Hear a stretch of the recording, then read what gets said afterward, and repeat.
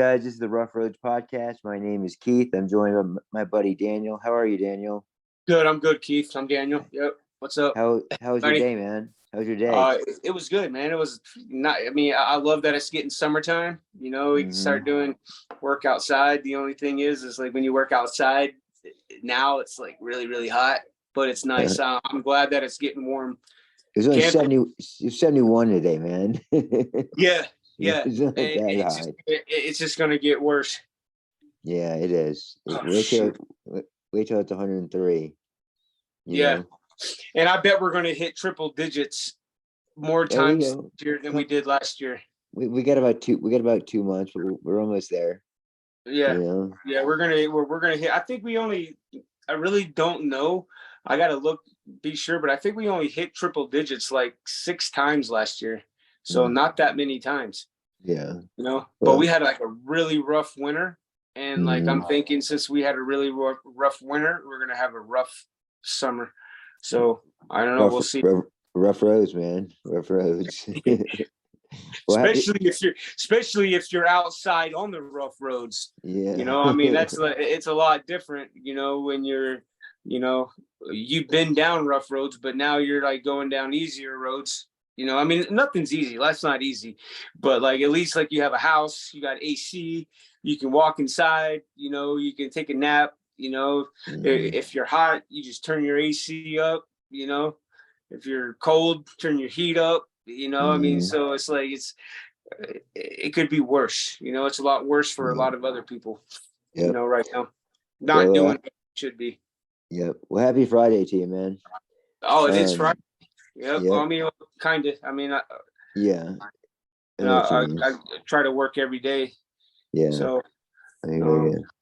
And I haven't been, but that's only just because I've been trying to move, and so, I mean, I have been working still, but I've been more kind of like stressed out than anything.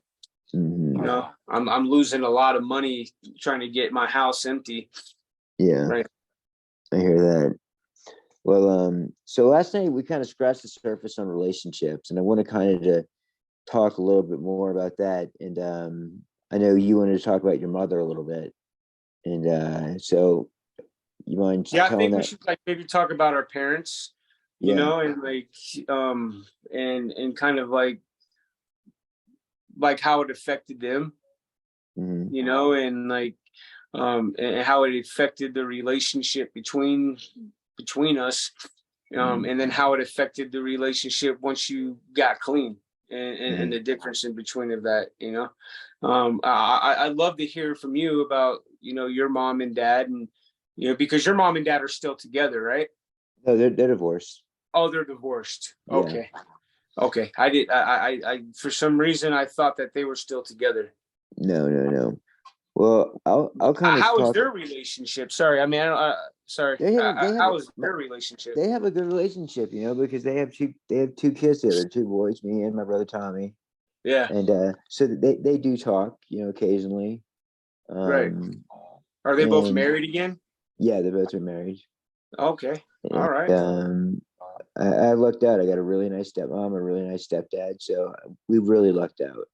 My brother and I, there was no cheating or anything when they got divorced. It was a clean divorce, nothing nasty. That's good.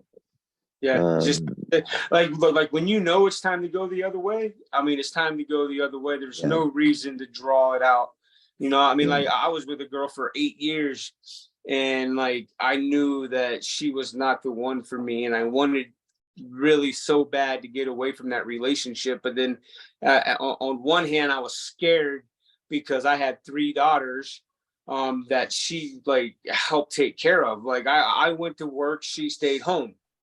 And so I was like looking at that. I was like, well, if this relationship ends, what am I going to do with my kids? What am I going to do with my job? What am like everything just started like rolling in my head. But I mean, that's another thing that we can get into, with that, it's not good to stick around with toxic relationships, especially when you know that they're toxic.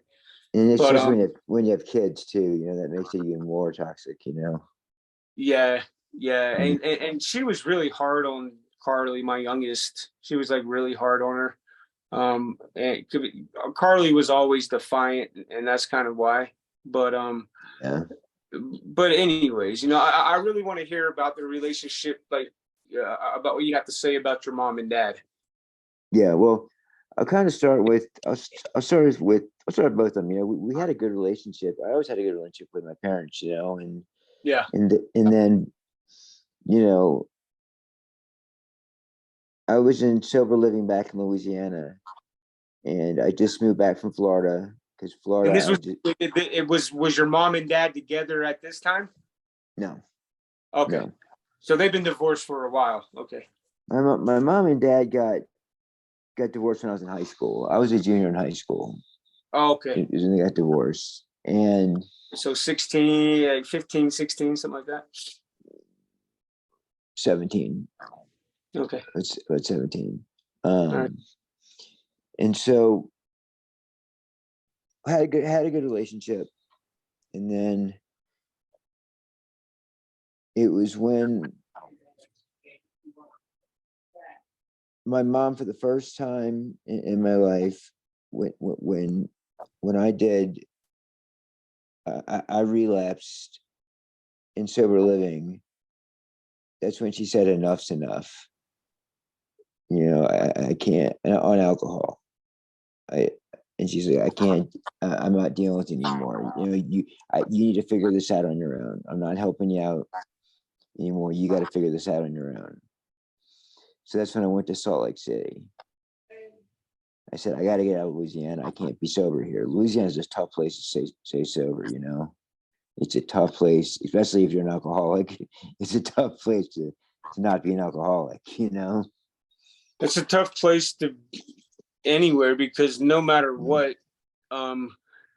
Utah's just as bad. I mean, Yeah, like, I mean, you're look, gonna get and alcohol. then look, you came here and you started doing the same fucking shit. So it's like it doesn't matter where you are.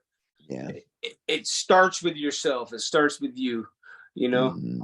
And I think you finally, have that figured out. I mean, I Yeah, believe that 100%. Like, like me too, you know.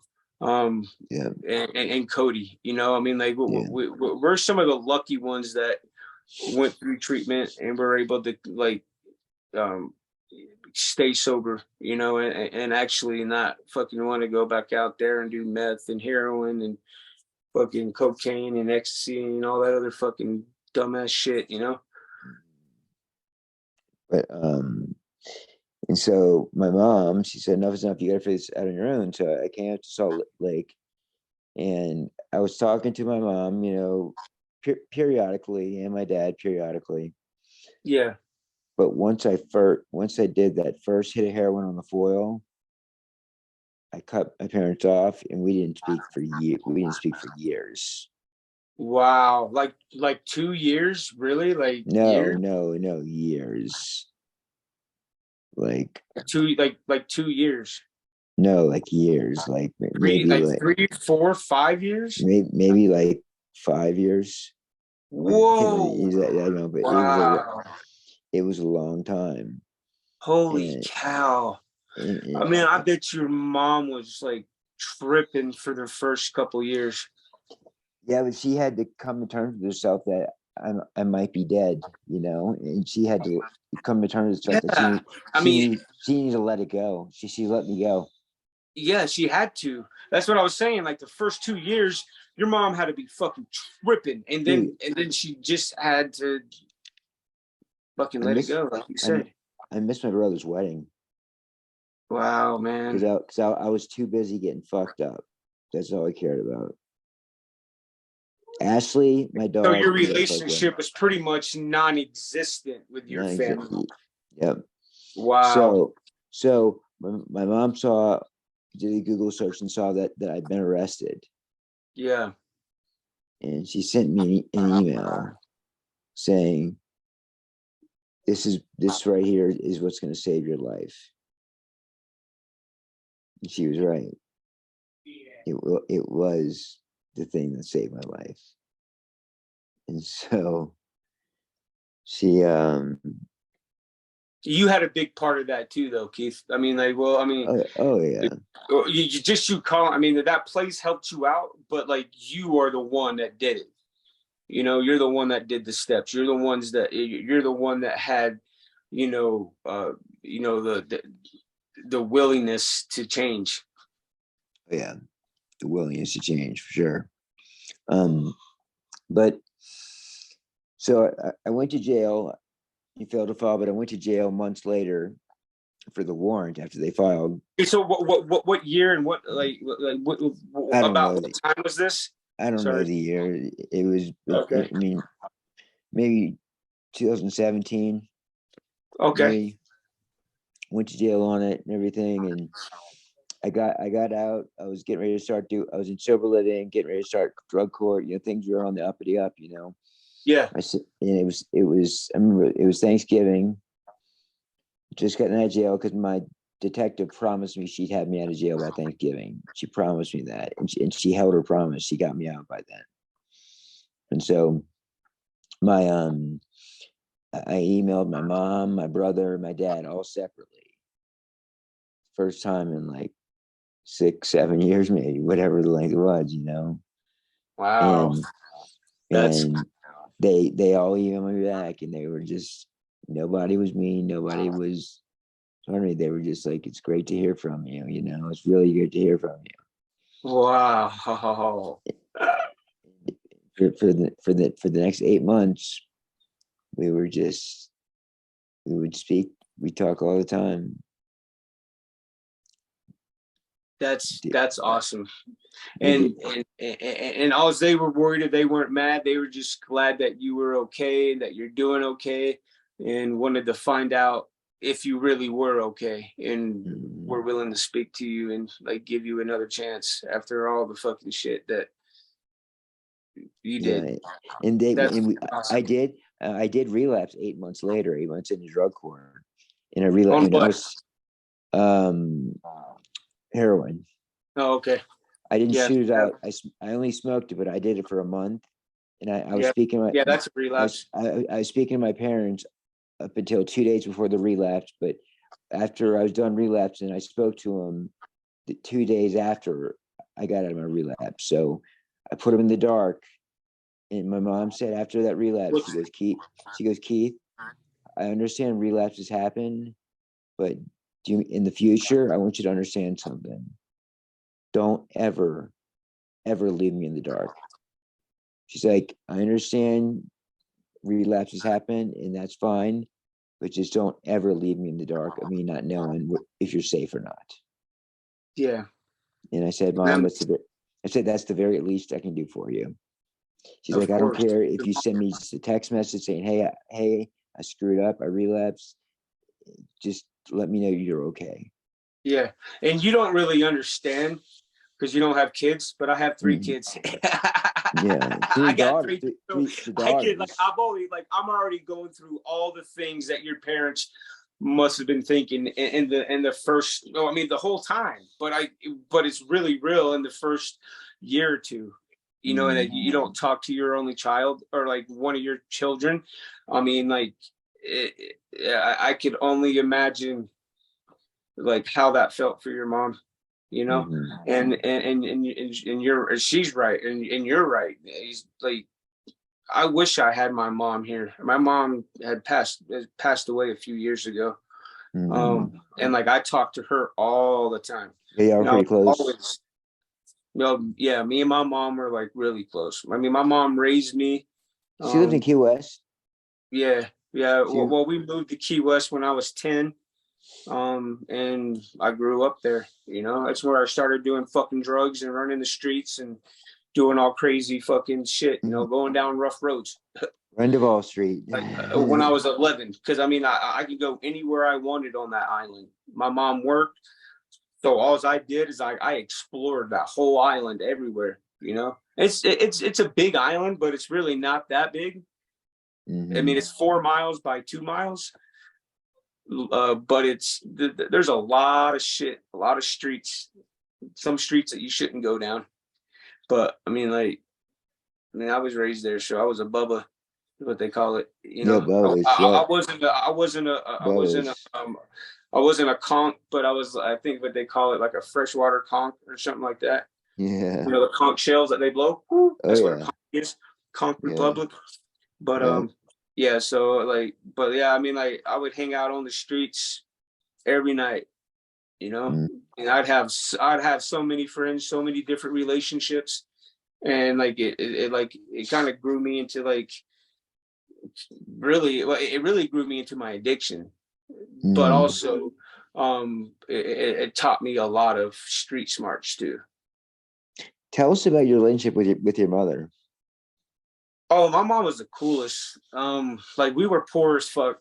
Like my mom, like but my mom would do anything for me. Like if I needed something, I got it. You know, like I was never Mm. hungry. I always had shoes, always had clothes, Mm. and always had a place to live. Um, and like she would just she would teach me manners. Like that's one thing that I'm big on with my kids is like when you talk to an adult, when you talk to somebody, you speak with them, you know, with manners, you know. And she taught me that really well. And I think that's like a lot that I could count on, like to come back on, because like when I'm out on the streets and shit, I'm not acting like a really good human being, you know. I'm out selling drugs. I'm out fucking doing crazy shit. um I'm not myself, you know. And now that I'm sober, you know, I'm trying to raise my kids right. You know, and that's one thing. My kids never saw me use drugs, even when I had my kids. They didn't even know that I smoked weed until like after now, because they all smoke weed after they went and lived with their grandparents. But like, no, my mom is she was such a really awesome lady. Like everybody loved my mom. She was so freaking smart.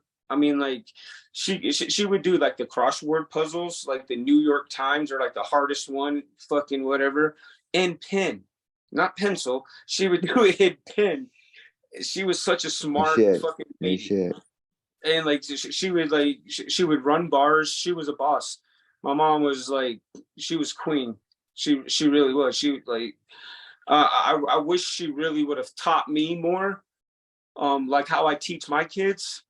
Um, and I think that's just because she worked a lot and I was always gone. Once like I got the taste of the streets when I was 13 and I started smoking weed, I was like really never home. I didn't really care, you know. I mean, but I wish my mom was like tough like me and grabbed me by the fucking neck and said, man, sit down and let me tell you. Let me tell you. Like so, like I tell my kids every day about rough roads and like how Mm-hmm. rough my road has been. Yeah. And like I really hope that they can learn from that. Like I don't mind them smoking weed. I mean, like that's fine. I mean, but like no alcohol, It's no hard legal. drugs. You know, I mean, like if you guys want to smoke weed, fucking do your little vape pens or fucking whatever. I mean, Not gonna get in trouble with weed, you know. you know, Yeah, I mean, as long as you're smart with it, you know. yeah, I mean, well, I mean, like my kids have been smoking it. Freaking, I've had them back now for like 3 years now, and they were smoking it 2 years before that. Yeah. And that was one thing too, is like, because remember in treatment, I was like, I'm getting my kids back no matter what, you know. And Yeah, like, that was your so main goal. grandparents didn't want to give me the kids back, but both Samantha and Carly, which is Carly's my youngest and Samantha's my middle child, they ran away. Did they? Kayla, my oldest, stayed, but they ran away from their For, grandparents. And so really? that's how I got them back. I was like, Is that hey, you? Is that your parents? no, that's their mom. Both my mom and dad are passed away. My Okay. dad died like in 99 and my Uh, mom died like 3 years ago. okay. So it's their mom's parents, and but like my kids don't even know their mom. Mm-hmm. Their mom's never been in their life. And you talking about a relationship that was fucked up? That was a fucked up relationship.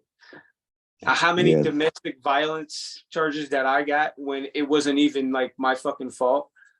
Mm. is crazy. That happens. It's fucked up.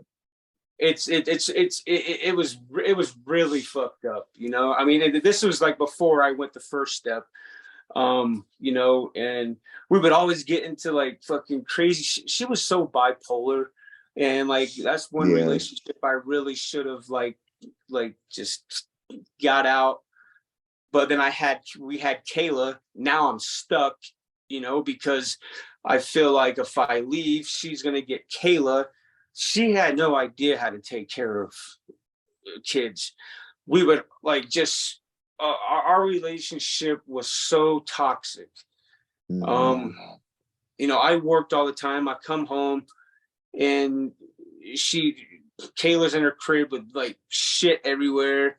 You know, I mean, it was just nuts. I don't really want to get into all of that because that's not kind of like what we're talking about. Yeah. But I mean, but that relationship was toxic, and I should have gotten out of that relationship. But the only reason I didn't is because I wanted a relationship with my daughter. And I know in this state that if I would have left Heather at that time, she's most likely going to be able to get the kid. Their whole family's Mormon. They have connections. I'm here on my own. I have no family here. I moved here from Florida, so I'd be fucked. And so I didn't want to do that. I gritted my teeth and I wanted to take care of Kayla, and I wanted to be in Kayla's life every single day. But then we would fight, and then whenever we like get into like these big fights, we'd have another kid, and then I had Samantha. You know, and like now I'm like, oh my gosh, you know, and so now I have another relationship that I'm building and that I will have forever, you know, forever and ever. And the same thing, you know, it wasn't 13 months or something, and then we conceived Carly, and Samantha are what do they call that? Irish twins. They're like 1 month off. Just 1 month off. And I mean, it's crazy, you know. And then we got busted. And I went to First Step House. She went to House of Hope, and she couldn't get clean, didn't get clean, and I stayed clean for like 11 years, and I raised my kids. And we built the best relationship that like I don't know that anybody can have, because like just the way I was with my kids, you can meet my kids and just Cody will tell you. Cody knows my kids. Like anybody can meet them. They're kind, they're genuine, they're smart, they're pretty as fuck, they're hard workers, you know. I mean, like, and I instilled that in them. Which one's the oldest? Which one's the oldest? Kayla. She's my little baby. She's my little short girl. And then Samantha's the next one down. And then Samantha, Kayla's 20. Samantha's turning 18 in June, and then Carly's turning 17 in July. Yep. Gotcha. Crazy. Gotcha. But I mean, to have kids, and like that's why I feel like for your mom. And I totally understand like where she could have been, because I can only imagine if like that happened to like one of my girls or one of my I lose like that relationship or that connection to my child. So like I'm gonna cry. It's like it's really that. Like you'll understand what you have a kid, and like I hope you never disrespect your mom like that again. Because no matter what, even if something does happen and you decide to go back out, like you better call your mom up before you do, because maybe she'll be able to change your mind, because that relationship is that strong. Well, you better call me and Cody too.